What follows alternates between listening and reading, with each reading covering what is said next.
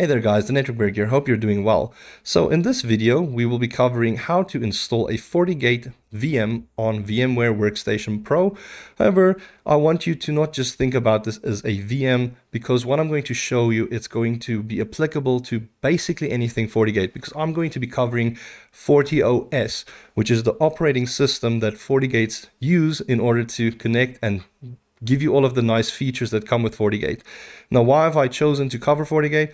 Well, it's because I have a lot of experience with FortiGate firewalls. It is used very widely globally for big corporations as well as in the ISP space, and it's very competitive against other firewall vendors such as Palo Alto or even Checkpoint. So just wanted to lay it out there. It's not that they are paying me for any of this. I just like the firewall and I just want to cover it and show you guys how to manage them and administer them yourselves, and I want to do it in a way that is going to be beginner friendly but also teach you a lot of advanced concepts.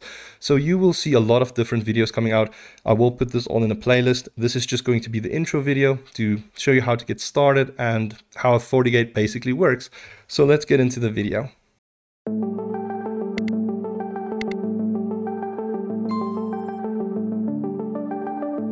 Alright, so just a quick disclaimer. In order to install a FortiOS VM, you are first going to need to get the software image off of FortiGate's site. Now, this is reserved for customers as well as distributors. So this is not just something you can go into the internet and download. So unfortunately, I can't share the images with you guys, but I can tell you if you are a distributor or a customer of Fortinet, you can get it on their website. Otherwise, Google around a bit and see if you can find an image yourself, but I am using the 7.2.0 image for myself for labbing purposes. But basically what you will see is a screen like this if you're going to be downloading it from Fortinet's site, and you just want to find the FortiOS or FOS VM64, and then you can find your hypervisor of choice. Now I'm going to be installing mine on VMware Pro or VMware Workstation, so I will just use this basic ovf.zip file. I'll download this, and I've already downloaded the file. It's already on my file system. So if I navigate to this drive, this is what I downloaded, extracted into this folder, and then you have these open virtualization format packages, and these we can then run inside VMware Workstation Pro. So I'm just going to open up my VMware Workstation Pro quickly. Just quickly move myself to the bottom right so it's a bit easier to see everything on the screen as well.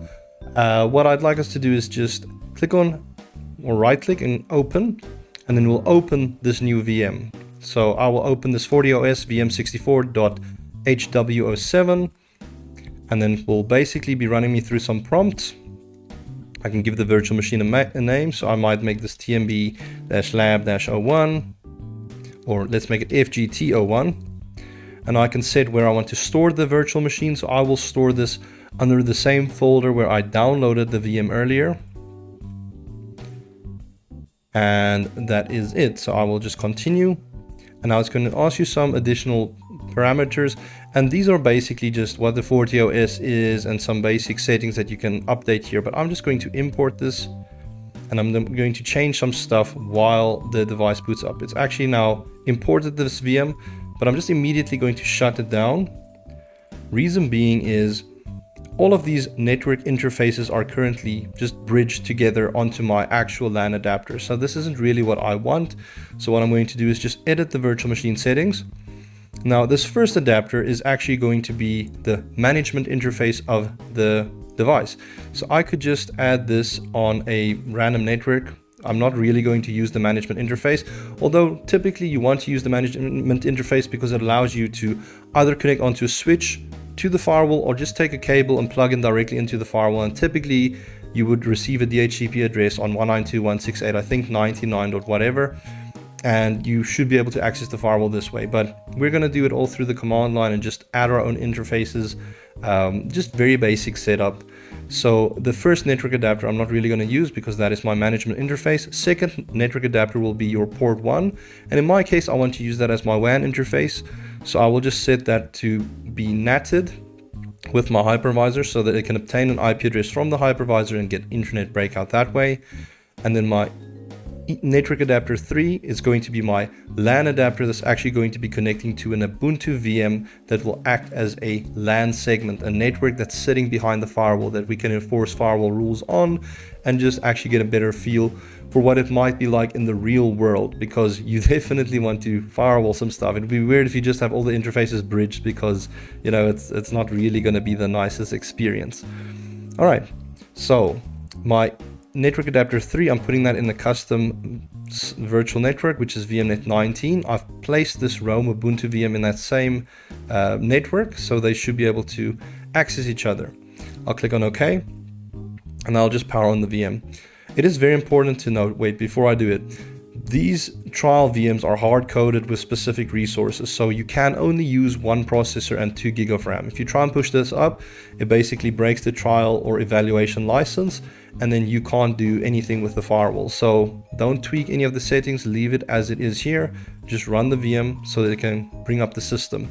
Now it's actually going to run a quick installation process to bring FortiOS on this virtual machine so that you can actually work with it. So I'm just going to pause the video and I'll resume it when we get into the login prompt. All right, our FortiGate is busy booting up now. We are basically almost done. It took like a minute or two. What we can see here is our serial number, and that is important because this serial number is the VM's serial number whenever it's connecting to FortiGuard. So if you ever want to like make this a real firewall and license this with Fortinet, then you would use the serial for that process. So I'm just going to log in with my basic credentials here. It's just admin and blank, and it will force you to change the password on the initial setup. So I'll just make this TMB123 for my lab because that's why I usually make my password, but please use something secure. Now this is in effect going to change the admin account's password. Now that we are in the FortiGate, we're actually able to manage it and change a few settings. First thing I'd like to do is just do a config system interface so we can set up some details with our system interfaces. And from here, if you type show, it will show you all of the system interfaces and what their current configurations are. But I already know that I want to configure port 1 as a DHCP client so it can get an IP address from my hypervisor to get internet access out. And then port 2 will be my LAN subnet, but port 2 will configure via the GUI. So let's just edit port 1. I'll hit enter. Now we can do some cool things. And this is going to be very straightforward. You could either set an IP here and then you can make it whatever IP address you want, or I can just do the set mode DHCP. So now this interface will obtain an IP address automatically from a DHCP server. I'll just go next and I'll end the configuration. And in theory, I should be able to get an IP now. So if I do a get system interface, and I say port 1, that doesn't work. So let's just do a get system interface, hit enter. And I can see port 1 actually obtained the IP address of 192.168.149.145, which is great. But I have an issue. I won't be able to access that interface yet because we haven't set how you can access this interface. And this is what's nice about the management interface because it allows management access by default. So let's just go back into our config system interface. We'll edit port 1 again. And what we'll do is do a set allow access. And now we can allow access as HTTP, HTTPS, ping, and SSH. Just some basic protocols. I'll hit enter. But since this is on my WAN interface, I highly suggest never putting your management access on your WAN interface unless needed. And then you can obviously just drill down and change a few things on how you can access stuff over the WAN, because it might be a bit of a security risk to expose your WAN IP for management. All right, let's just go next and end. So now in theory, on my Windows machine, I should be able to get to this firewall. So let's test this. I will just open up a new command prompt window and I'll see, can I ping 192.168.149.145? I can, groovy. So I can actually get to the firewall. So let's see, can I open the firewall up? So if I go 192.168.149.145, I can see I get the prompt for the firewall. I can just proceed to continue, and now I can log in as admin and TMB123. Perfect. So this is the initial setup done. Now it's going to just run us through a basic wizard. So I can just begin the wizard. It's really just going to change the host name and say what type of dashboard we want from the beginning. So let's just click on begin. The name, I can just give this as tmb-lab-fgt01. Click on OK. And now the dashboard setup, you have the options of either the optimal dashboard or a comprehensive dashboard. Now the comprehensive dashboard is definitely more for people that's already very fluent with FortiOS and knows where what is and what type of stuff you want to see. So we'll leave it as optimal for our beginner friendly eyes, and I'll also show you how you can add additional sensors later on, especially with additional videos. So let's just click on OK. Now it gives you this prompt where it will give you a nice little video, explain exactly what's new with this version, but we don't really care about that right now. So I'll just click on don't show again, click on OK. And now we are on the dashboard landing page. Now what's great about the dashboard or the status landing page is it gives you a complete rundown of what's happening on the firewall. Instantly we can see some system information, what the uptime is, what our WAN IP is, what firmware you're using, your serial number. You can see what licensing is available right now, how much resources has been allocated to the VM.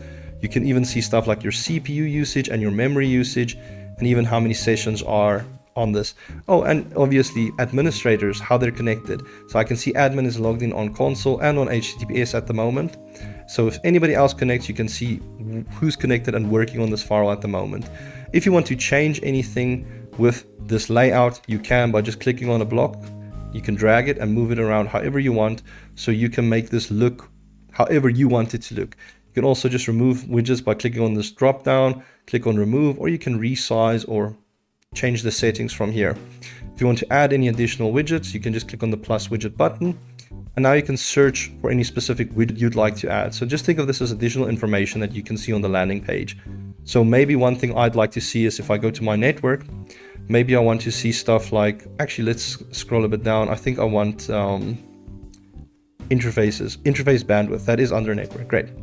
So let's say we want interface bandwidth, and I want to monitor interface port 1, which is going to be my WAN interface. I'll add the widget, and now this widget will appear down here, and it will show you exactly how much bandwidth this interface is using. So you can definitely tweak this and make this your very own front end to see what's happening on the firewall. So there's a bunch of different stuff with the dashboard. You can get a brief overview of security, network, which will tell you what's happening with the routing, users and devices, so who's connecting and what they're doing. You can even manage stuff with Wi-Fi, because Fortinet also supplies stuff like switches and wireless access points, but we're not really going to be touching the Wi-Fi portion. And what I like is this FortiView. FortiView is awesome. This is kind of like not IP accounting, NetFlow is what I want to say, because this will give you a good overview of what is happening with the traffic on your firewall. So if you do stuff like you go to the FortiView sources, but even though we're not doing any traffic yet, you'd be able to see exactly what the source is, where they're going, what application they're using, and it's just a great way to figure out what's happening at a quick glance on your firewall and with the traffic. What I'd like to do now is just go to this actual network section here. So it's not this dashboard network, because the dashboard network again just relates to what's happening on your firewall. If you like expand this window for the routing, you can see how it's breaking out to the internet, etc. But this network button here, it will actually take you to the network configuration of the firewall. So here you can set up stuff like interfaces, just like we did from the command line where we set this interface port 1 for DHCP. Here you can add VLAN interfaces or configure IP addresses for your interfaces. So what I might do is port 2, which is going to my Ubuntu VM, I might add an IP address for this now. So let's double click on this interface. And then very important, you can set aliases for physical interfaces, so it's more descriptive for you. So let's just give this an alias of LAN. However, if you create something like a VLAN, you can give the VLAN a unique name from the very beginning. We won't go over all of the details because a lot of these things are a little bit more advanced, especially stuff like the VRF ID, which we'll cover in a separate video. But just be aware there are some things that you can tweak here. Now, I'm going to set the addressing mode for this as manual. And the IP address that we will set this as is 192.168.0.1/24. Now this is the actual IP address of this interface, and this is the IP address that people can use to connect. So this will be their default gateway. I can also set the administrative access from here. So maybe I'll just allow the HTTP and HTTPS again. I'll allow ping and SSH from this LAN interface. I will also just set this as a DHCP server so that IP addresses can be issued from this firewall to any clients needing access. My address range is obviously my IP pool, so I will be able to assign IPs from 192.168.0.2 to 192.168.0.254. Netmask is going to be a /24 for this network. And if I go advanced, there's a few additional things that you can set here, but I'm not going to be too perturbed about any of those details. Just important, make sure your DNS server is set as same as system DNS, or you can specify whatever DNS servers you'd like to use. Oh, and it's important, the default gateway, same as interface IP, just means that it's going to use the IP address that you've specified on the interface. Whereas maybe you want to specify different devices the gateway, you can also do this here by specifying that. I'm not going to do anything like that because I want the firewall to be the gateway, because I want traffic to be filtered through the firewall. So let's hit OK. And now we have this new port 2 or LAN port 2 with this IP address configured. While we're at it, let's maybe just update the alias for port 1 so it is also more descriptive so people understand this is for the internet. I will just click OK, and now we'll see there is an internet port 1 and a LAN port 2. So now we are aware of what is. So let's quickly test this from our Ubuntu VM to see if we can get access from our LAN.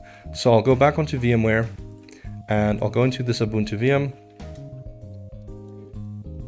And first thing I'd like to see is if I go into my terminal and I do an ifconfig, am I obtaining an IP? I can see an IP address, but let's just verify that's not from a previous lab or so. So let's just reconnect on this interface.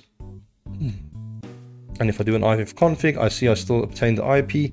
So let's see, can I ping 192.168.0.1, which is the firewall's IP? I can, so this is great. So from my LAN network, I can also get to the firewall. So let's get onto it from our browser. So I'll go on to 192.168.0.1. I'll also get the same security prompt as before because of the self-signed certificate, which is fine. But I'll log in as admin and TMB123. Great, so I can access this firewall from the LAN, and this is perfect. However, do I have internet access out? Let's check that. I can go into this terminal, and I can see, can I do a ping to something like 8.8.8.8? If I hit enter, I see the pings fail. So obviously there is something additionally missing. So what is missing? Well, firewall policies, because we already know that firewalls by default are set up to block all traffic and only allow whatever you specify. So let's actually go into the firewall tab section and cover a little bit about the firewall policies.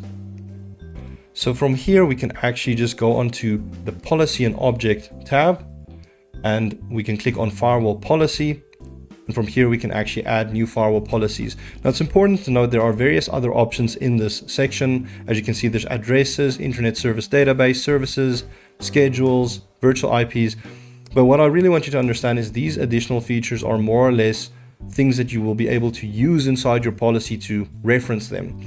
So I'm just going to create a new firewall policy, and the name I can give this is LAN Internet Access. So we know what this policy is for. I highly recommend being descriptive with the names to help any additional administrators on the network. Your incoming interface is going to be, where's the traffic going to be originating from? So I know the LAN is going to originate this traffic, so I will select that as the incoming interface. And my outgoing interface will be my internet port or my WAN port, because I know it's going to leave over that interface when it needs to get to the internet. Now we can specify stuff like a source. Now a source, you can make this all, and that would mean any networks that is on that interface should be able to be granted access. But it's good to be also a little bit more granular sometimes. So let's maybe specify this as our LAN network. So for this, I might type into the search 192.168.0.0/24. It's not going to find anything.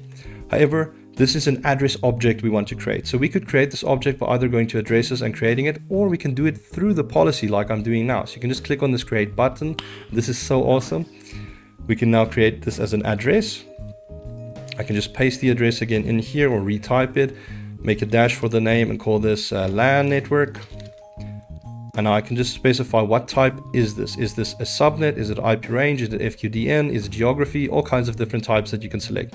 So I will say this is a subnet, and I'll just specify the subnet again by pasting in the network. I'll click on OK.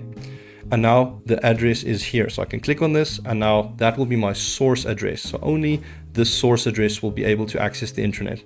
I can specify my destination. Now, since this is going to be to the internet, it's going to be all, because the internet is a very large pool of many different IPs, hundreds of thousands IPs. So we'll leave this as all, and we're not going to set any schedule because we don't need to, because we haven't configured any schedule. But it's important to note that if a schedule is set, you can say when this policy is kind of going to be active. But we'll leave that as always. And now we can set the service. So the service is basically just the ports and protocols that this policy is going to use. Now, just for this demonstration, I'm just going to set this as all. And now this will mean that anything from my LAN network will be able to do anything on the internet, which might be a bit dodgy, but we'll fix that a little bit later on. We can leave the action as accept. If you set it to deny, it obviously will then deny all traffic from the LAN network to the internet. Inspection mode we will cover in a separate video, but in essence, flow mode just is going to work a little bit faster because it's supposed to work off of the ASIC. But since this is a VM, you know, there's not really much ASIC going on here. Very important, the firewall network options. Since we know this is traffic that's going to be going to the internet, we need to decide, are we going to NAT the traffic or not?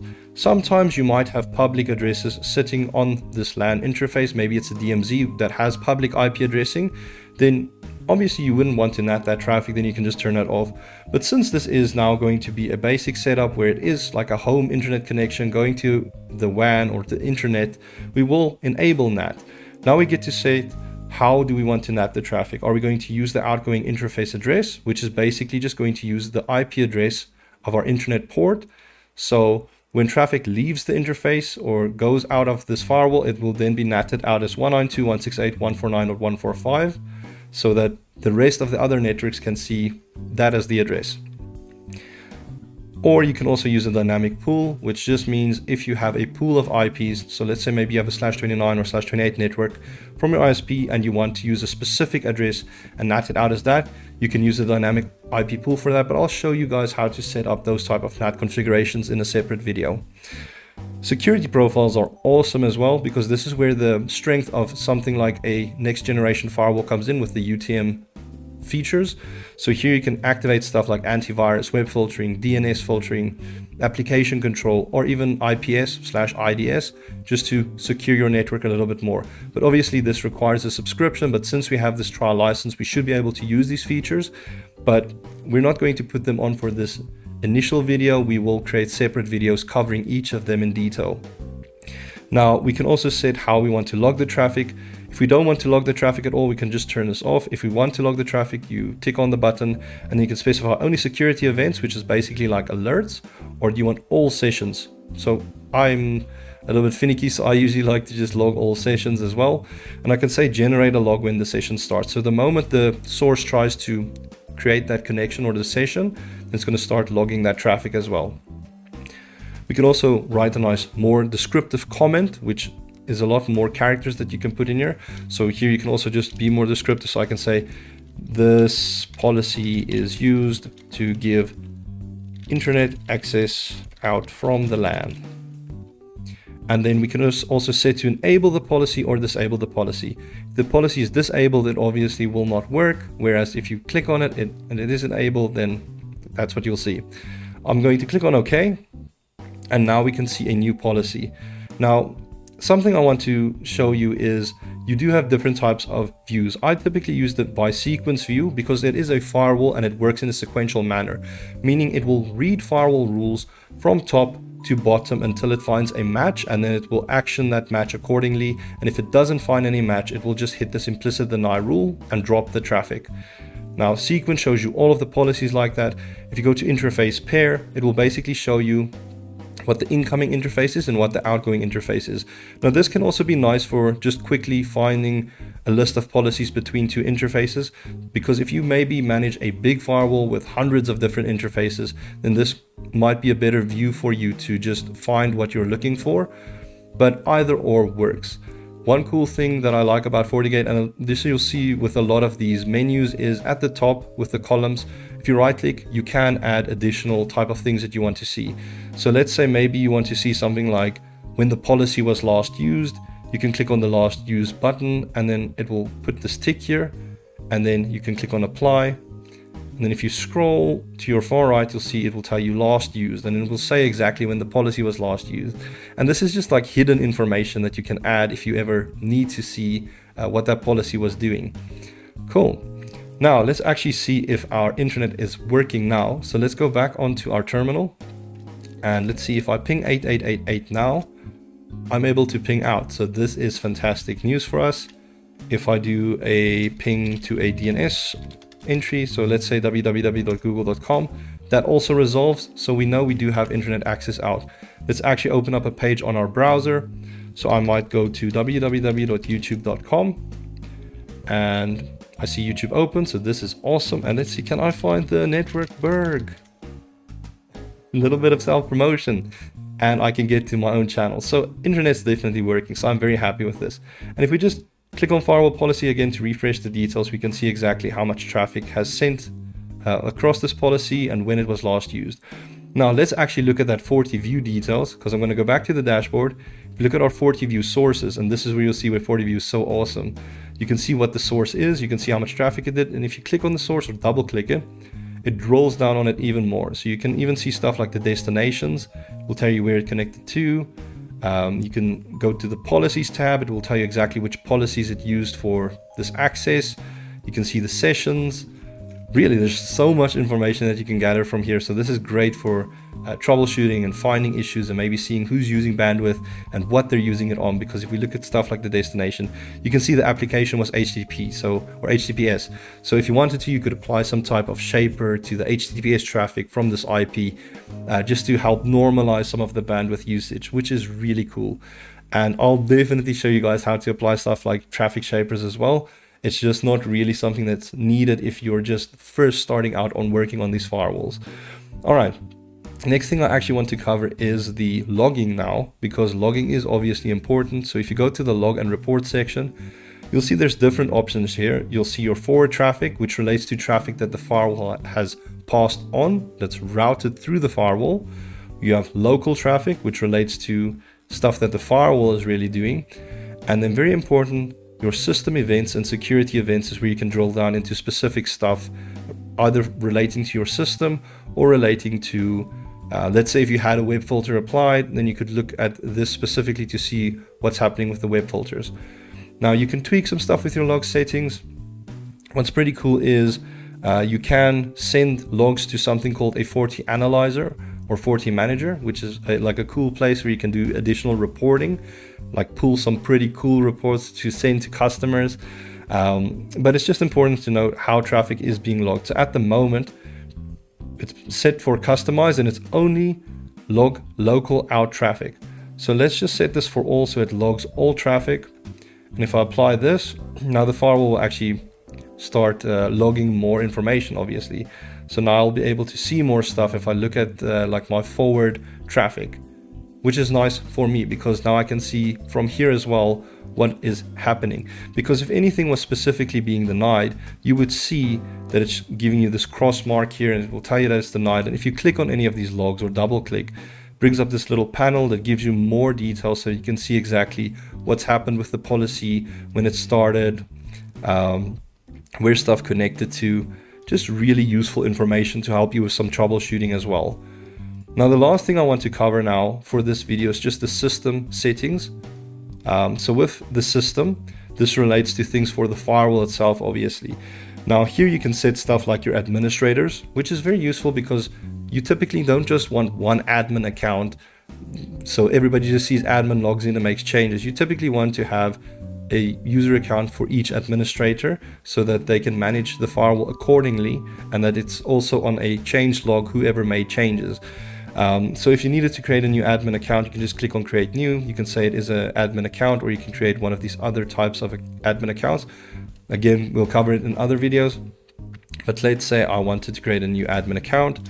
I could make it TNB, and then you could set a password for it, just like I did for the initial setup. So we can set our own password, and you can also now do stuff like set up two-factor authentication, restrict login to trusted hosts. So this is actually very important, because if you tick this, you can specify exactly where this admin account is allowed to log in from. So this also just secures your network, so that if you know what your WAN network IPs are, then you could restrict access to those WAN networks or the LAN networks as well, so that the device can only be managed with your account from those specific sources. But I'm not going to create this new account. I'm just going to cancel this. Now, besides creating a new account, you see there are profiles, and you can assign people to specific profiles. So we go to the admin profiles, there's a profile admin, super admin, and you can create your own profiles if you want to. So what does this actually mean? Well, the user that you create will then be able to see whatever you want them to see. This is so nice, because maybe you need to give auditors access to the firewall to see what's going on the firewall, but you don't want them to be able to make changes. So you can say it's an audit profile. You can just give them read access to the stuff they actually need access to. So maybe we don't want them to see everything. We just want them to be able to look at the firewall, so that they can look at stuff like the firewall policies.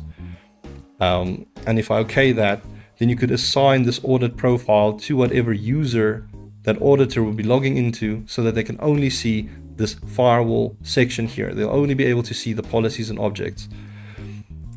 Other things that I think is important is your settings, because you definitely want to ensure that you have the correct time zone. So this host name we already changed with that initial wizard, but here you can update the host name if you want to. But let's change our time zone to whatever our time zone is. So I'm going to update this to Harare, Pretoria, because that is my time zone. I can leave the HTTP port alone. However, my HTTPS port I might update to 8443, so that if I want to manage this firewall in the future, I also need to log on :8443. Reason I'm doing that is because currently 443 is also shared by the SSL VPN port, and I think it's just kind of best practice to change what the external management port is of the firewall.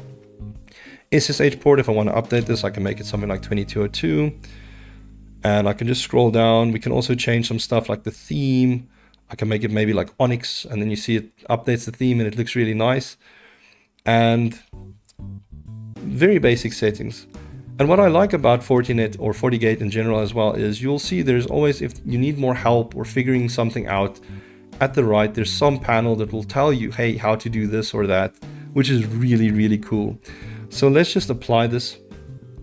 And now that this has been applied, I've actually been kicked out.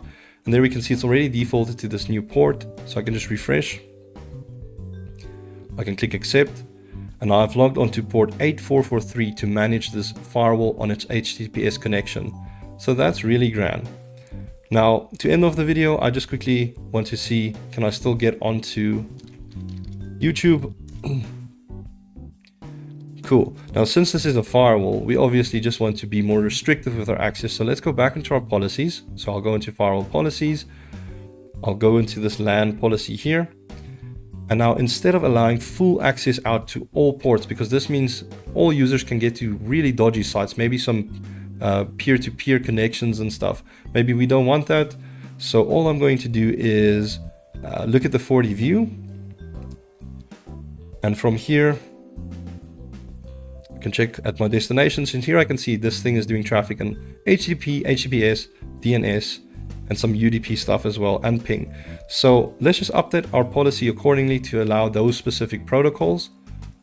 So I'll go into the policy, and then in my services, I'll just update this. I'll say I'll allow all ICMP, I will allow HTTP, HTTPS, and I will allow DNS so that name resolution can take place. I will click on OK. And now that the policy has been updated, it will only allow these specific services, so that I can't go and like do uTorrent or stuff like that. So let's see if I go onto the internet, does it still work? So youtube.com again.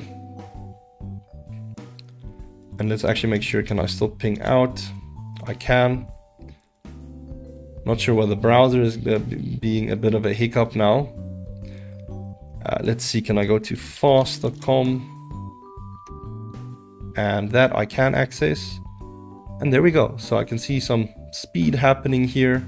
And this will also reflect again in my dashboard in the FortiView sources. I should see that this device is going to be doing a little bit more traffic now. Cool. All right, so this is where I'd like to end off the video, because I think I've shown you how to just set up the firewall, how the interfaces work, how policies work, the logging of the firewall, and the system section of the firewall. So in some future videos, we will definitely be deep diving in more features and stuff that you can use with your firewall. But at least this should give you a rough idea of how to log into the firewall, what the dashboard looks like, and how to just do some basic configuration. All right, I'd like to thank you for watching, and I'll catch you in the next video. See ya.